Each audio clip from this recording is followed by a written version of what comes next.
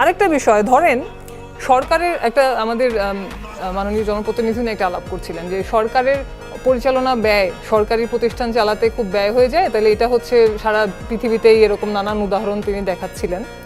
আচ্ছা, এখন সরকারের ব্যয় আসলে কোথায় হবে? সরকারের যে টাকাটা, এটা কি সরকার তাদের পৈতৃক সম্পত্তি তো না, এই টাকাটা কোত্থেকে আসে? টাকাটা আসে হচ্ছে জনগণের ট্যাক্সের টাকা। আপনি যদি বাজেটের দিকে দেখেন দেখবেন যে ভ্যাট ট্যাক্স এগুলি থেকেই কিন্তু সিংহভাগ প্রায় 70% টাকা আসে এগুলি থেকে। ব্যয়ের সময় কি হয়? স্বাস্থ্য খাতে 5%-এর বেশি ব্যয় হয় না। শিক্ষা খাতে যখন বলা হয় যে 25% ইউনেস্কো সুপারিশ করেছে যে মিনিমাম 25% শিক্ষা খাতে বরাদ্দ দিতে হবে, সেটা দেওয়া হচ্ছে না।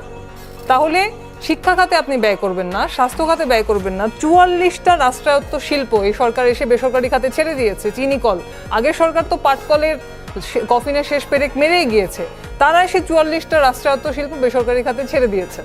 তাহলে সরকার দেশের কর্মসংস্থান তৈরি করবে না, সরকার স্বাস্থ্য খাতে ব্যয় করবে না, সরকার শিক্ষা খাতে ব্যয় করবে না, সরকার তেল গ্যাস উত্তোলনে টাকা খরচ করবে না, তাহলে সরকার জনগণের টাকা জনগণের জন্য খরচ করবে না, তাহলে তার ফাংশনটা কি? সরকার যদি সরকারি প্রতিষ্ঠান দিয়ে জনসেবার জন্য এই কাজটা না করতে পারে, জনগণের টাকা যদি জনগণের জন্য ব্যয় করতে না পারে, তাহলে সরকারের কার্যকারিতা কি? আগের সরকারকে আমরা ফ্যাসিবাদ বলি এবং এটা তো তাদের 17 বছরের ফ্যাসিস্ট শাসন আমরা দেখেছি, কিন্তু তাদের নীতিগুলি থেকে কি আমরা কোনো পরিবর্তনের কিছু দেখতে পাচ্ছি? আমার তো মনে হয় না। এবং